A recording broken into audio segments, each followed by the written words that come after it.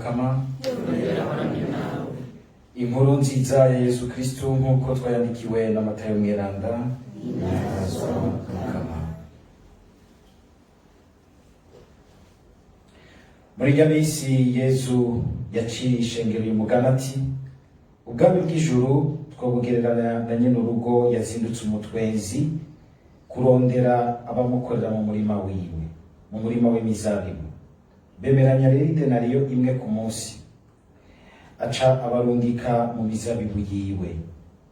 Bwahengere nko ku isaha ya gatatu akubitira ku irembo, abona abandi bicaye ku nama ataco bakora. Araheza ababwira ati nimugende mu mizabibu yanje ndabahemba impembe bakwiye. Nabo baca barajayo. Bwahengere nko ku isaha ya gatandatu no ku isaha y'icenda asubira gukubitira ku irembo agira nka kumwe kwa mbere. Bwahengere nko ku isaha y'11 asubira ku irembo ahasanga abandi bibereye aho. Araheza ababwira ati ni kuki mwiriwe muhagaze aho ataco mukora? Bamwishura bati nuko twabuze utujana kumukorera. Nabo babwira ati nimugende na mwebwe mu mizabibu wanje. Bugorovye nyene imizabibu abwira umubwiriza wiwe ati gotora abakozi ubagerere, utangurire kubaherutse uhereze kubaje ubwa mbere. Abaje ku isaha y'11 baje umwe bamuhereza idenariyo. Bamwe b'ubwa mbere nabo bagira ngo baza kugererwa ibiruta, ariko nabo nyene umwe aronka idenariyo imwe. Baryakira batonganya senaka bati abo baje ubwa nyuma ubagereranya natwe twishwe n'intuguta n'izuba, nabo bakoze isaha imwe. Nawe rero abwira umwe muri bo ati mbega mugenzi, nakurenganije, none wowe ntitwari twemeranije idenariyo imwe? Fata rero ivyawe ugende, nije nashatse kugerera uwaje ubwa nyuma nk'uko nakugereye nawe. None hari kimbuza kugenza ivyanje nk'uko ndabishaka? Uheze undabere ibi kuko ngira neza. Uko niko abanyuma bazoba abambere, abambere nabo bakaba abanyuma. Dushimagize iyi nkuru nziza ya Kristo.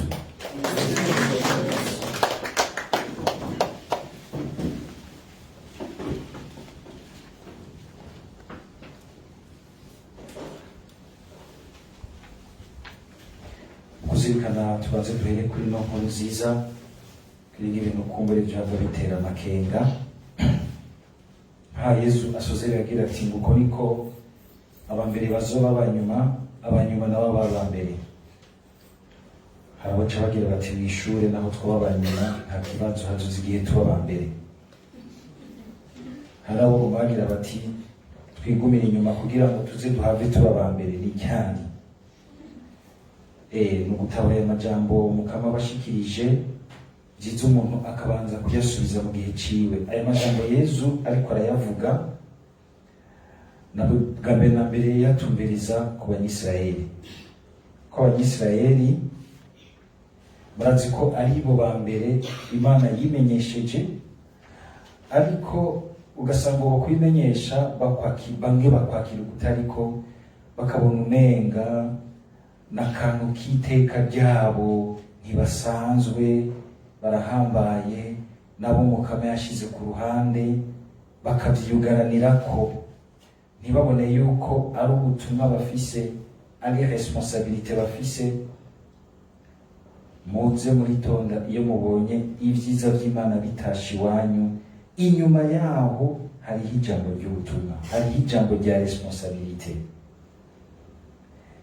Iyo ubonye ivyiza vy'Imana bitasha iwawe, canke no kubona utahuye ukaronka umuco muri vyo, hariho ikintu Imana ibishaka ko musangira, kuko Imana kugeza Yesu yabivuze ngo data yirirwa arakora ati nanje ndakora. Sivyo guhaye kugira ngo uce wicara ngaho wirabe uzurira ugira uti jewe ndakatabonetse nashimwe n'Imana. Oya, ahubwo no kugira ngo akubwira ati nivyo naraguhishira urukundo rwanje, ndaguhamagaramo kandi ndagufasha kuwinjiramo, ni ukugira ngo nguceko mpamagara abandi, mpezagira abandi nabo nyene bashobore kwinjira mu ntumbero imwe y'ubwami bwanje. Abisirayeli bakirya bagaca bagira bati twebwe twarashitse, twarahamagawe, turi igihugu kidasanzwe c'abahezagiwe. Ugasanga rimwe rimwe baranakengera ibindi bihugu, abandi ibindi bihugu bakitabana abapagani. Yesu akabereka ati biratangaje n'ubundi ingene mwebwe mwahishuye ivy'Imana kare bibagora kunyakira, mugabo abapagani ugasanga barakerutse, bo bakanyaruka kwinjira mu ntumbero nshasha Imana yabugururiye muri jewe, ariko mwebwe ugasanga muriko murateba. Ugasanga mwebwe byitwa yuko mwahamagawe imbere, nimwe mwitaba ubwa nyuma, abatahamagawe imbere nibo bariko baranyaruka kwitaba. Aha rero harimo ikibazo c'aba bantu bose usanga tuba twibaze yuko turambiye mu vy'Imana. Bamwe mukabona yuko kurambira mu vy'Imana, pati twebwe twarumvise inyigisho nyinshi, twaragiye mu evangelisation, pati jewe ndi patiri, umwibutsamana wa Radio Maria, ndi umubikira amaze kugira yubire nyinshi, ivyo uzanye n'ibiki? Ugasigara wumva umenga ahubwo uri kurambira kuzimira gutaka akanovera k'umuhamagaro wa mbere ko gutuma wa umuntu abangukiye kwitaba umukama kakatera kazima. Jewe pati nkorera mu butumwa bwabwira, nkorera mu bikorwa vya diocese, Ecclesia ndayizi ni gwanje, cyose ndabizi. Uraraba neza, ntibibe ibigutuma ahubwo umutima wawe uziba nk'ubucumva Imana, ahubwo ubifisemo ikintu uzobazwa kinini gikomeye.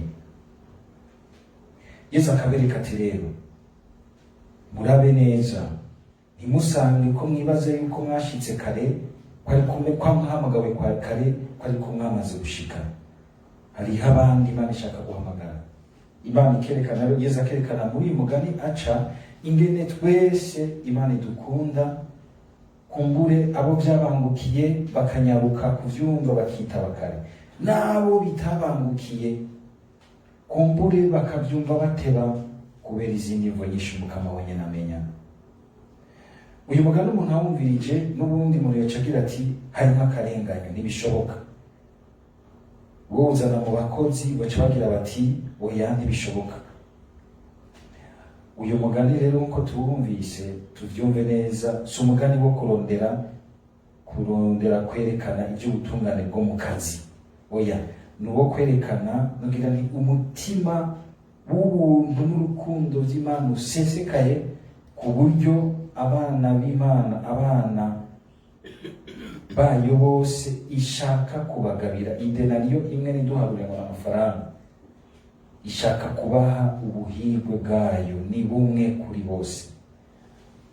Kumbure kuri aba bazindutse bakora bashobora kugira bati araturenganije, muga kuri aba nabo baje ku mwanya wa nyuma bagahava bakagira bati nukuri kose ubuntu bwawe buraturengeye, turahimbawe. Ubwami bw'Imana ntawe bushaka gusigaza inyuma, urukundo rw'Imana nta n'umwe bushaka gusigaza inyuma. Aho bidukundiye tukumva ko twitavye Imana naho itwakira kandi igaheza ikaduha urukundo rumwe nk'ubwo yahaye n'abandi bose. Murazi ko na Yesu arahanagira ati ngo nk'uko data yankunze ngo niko naje nyene nabakunze. Sibyo rero guca umuntu agenda ngaha agaca agira ati ko bivuze gutyo reka nibere mu banyuma, nzoba nditaba kugira ngo nzobe mu ba mbere, hanyuma ni ryari, ni hehe? Ko hanyuma hawe hohava hakugwako ugasanga hakuguye ko utaritaba urukundo rw'Imana ruguhamagara ngo wegere, winjire, uheze urangurira ubuzima bwawe mu ntumbero y'ubwami bw'Imana. Ahubwo dusaba Mukama kugira ngo ubuzima bwacu uko duhura n'ijambo ry'Imana bizera dukaburira kumva ukungene dutegerezwa kwitaba gushasha Mukama tukamusaba ngo tuzigamire akanovera gashasha k'umuhamagaro wiwe. Ntuharure imyaka umaze ugendanira Umukama, ukorera Umukama, ahubwo ukaraba nk'iyo usigaje imbere yawe. Birahambaye gusumvya. Benshi bararaba ivyo iyo bamaze bagaca bibaza bati twebwe turafise ibi bizotuvugira, ushobora kubitakaza mu kanya gatoya. Canke bakaraba bakagira bati yewe bisa nabi rwose, ntitubona ico tuzokwitwaza imbere y'Imana. Ninde yakubwiye ko ubwami bw'Imana babugura? Ca gisuma cari kwinjirayo kimwe co kumusaraba. N'ubuntu bw'Imana niko turakorera Umukama igihe tukangutse tukabona tuti ahubwo twari twarakoreye ibindi, tukazana urukundo rwacu tugakurikira Umukama tukamukorera, tukinjira mu ntumbero y'ubwami bw'Imana. Ariko si ibiharuro nka bijya vy'abantu. Mu nkuru nziza nako mu gisomwa ca mbere hari igisomwa gikomeye c'uyu Abimeleki bari bagiye kwimika hari Sikemi. Hama twumvise uwundi ngo yitwa Yotamu aza agaca agabisha abagire bimike Abimeleki, akabagabisha aciye umugani ngo w'ibi biti ngo vyagomba kwimikira ubiganza. Niho ngo vyahitana ubwa mbere igiti ca oliva kiraheza kiragira kitoya, jewe ivyiza vyanje bihimbara Imana n'abantu sinobita ngiye gukayangana mpungabana abantu bankomera amashi hariya hejuru yabo. Co kimwe n'umuzabibu, co kimwe n'ifigiye. Mugabo iki giti ngo c'umubambangwe kica kiritanganiza kiti ko muntoye rero ati muragabe mwese muze kwikingira iwanje, mutaje umuriro uvuye muri jewe urabarigita. Aha ariko avuga nyene Abimeleki. Munasomye mu kigabane c'icenda co mu gitabo nyene c'abacamanza, niho rero umuntu aca yumva igituma Yotamu yaciye uwo mugani ariko aragabisha abantu b'Isikemu bagomba kwimika Abimeleki. Abimeleki koko yari ameze nk'umubambango. Bwa mbere bwobwo Yotamu na Abimeleki baravukana, mugabo ntibavukana umuvyeyi. Abimeleki se wa Yotamu yamuvyaye ku musukukazi wiwe, mugabo akura ari umuntu afise umunoho wo kugomba kuganza abandi, kubaganza vyase bikunze. Kigenda gukoranya abantu bose bari influwa bo muri Sikemu, akababwira ati ubwo mukwemera kuganzwa n'abajya bahungu bibona Yotamu canke muganzwa nanje. Araba influence, arabagiramo propaganda kugira ngo abariwe abatwara. Aca mbere acafata abandi bantu bo kwa Yotamu bashika 70 arabica, bose arabica kugira ngo asigare ari wenyine. Abantu mwese mushikira ibintu vyo kuganza abandi, murinze kwica abandi, murinze gusesa amaraso, mbere mugahindura abana b'Imana ibirara vyica no gusesa amaraso. Muraza gusoma igabane c'icenda ingene Abimeleki yahejeje hamwe n'aba bantu bose b'Isikemu ingene bahejeje. Abimeleki murumva aho yabicishije, akabicisha mu mayeri n'amanyanga benshi kugira ngo yiganzire abandi. Yotamu yarashoboye guhunga, hanyuma araza kuburira abo bantu b'Isikemu, kandi Abimeleki umwanya wose yaganje yarisha abantu benshi cyane. Mugabe igisoma kikatwereka yuko amaraso yose yasheshe yahindukiye kumuhindukirira ko wenyene, kuko ngo mu gupfa kwiwe hari ahantu yagiye gutera urugamba yicwa n'umugore amuteye urusyo, nawe n'amanyama menshi acabwira umusuki we ati ntabara umpohoshe ntihagire umuntu azomenya yuko nishwe n'umugore. Kandi ijambo ry'Imana ryarabitumenyesheje. Muri icyo gihe kuri bo gupfa gutyo, gupfa nabi. Uyu munsi muri iki gihugu cyacu gupfa nabi no gupfa gute? Bivuga yuko rero no kwitonda rwose mu bintu biba mu mitima yacu, cyane cyane muri iki gihe womenga abantu kwica umenga bibari hafi, mbere umuntu wese ukomeye akavuga ngo uratse ko no kwica. Iyo mvugo yonyene ikagaragaza ingene mu mitima yacu turwaye, kumenga iyo ibintu bikunaniye witwaza kwica. Bwa mbere ico kintu twame twibuka yuko ari ukigira indahiro. Sinzi umuntu yigeze kuvuga neza gira ati gusesa amaraso y'umuntu ngo ni nko gukora Imana mu jisho. Ni nko gukora Imana mu jisho, gukuraho umuntu yahawe ishusho y'Imana kuko ushaka kuganza, kuko ushaka gushikira ibi na biriya. Hari abantu usanga bica nyene bakica abantu bagapfa bakabahamba, n'abandi babicira hejuru. Hari abandi bafise amayeri yo kwicira umuntu hejuru bakamwica bamubabaje. Abantu bica bicishije uburozi canke ayandi mabundi bubasha bubi, ukagerwa no kubona umuntu ariko arapfira hejuru. Impera n'imperuka utavyigaye ibyo bintu bizoguhindukirako kandi wibaza ngo wabaye uwa mbere, wagiye hejuru y'abandi, mugabo imbere y'Imana uri inyuma ya bose.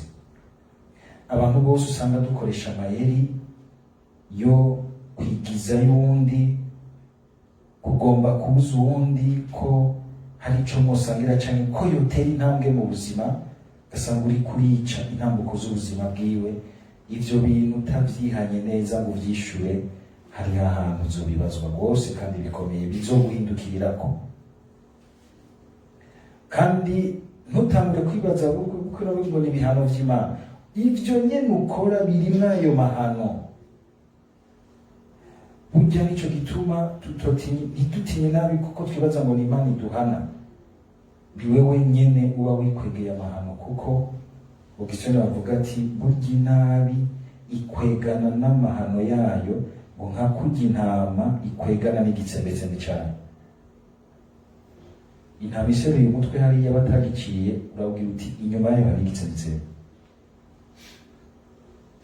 Niko n'ikibi hari ukungene gishobora kuguma amaso, mugabo nikikwereke ingaruka zaco ziri inyuma. Dusaba Mukama kugira ngo yame aduha uko kubona gushitse ikibi n'ingaruka zaco, kugira ngo nikiduhume. Iyo umuntu ariko aragikora kuva umenga araryohewe arasosewe, akibagira ko inyuma yaco hariho ibindi bibi rwose, mbere biduhindukirira nabi.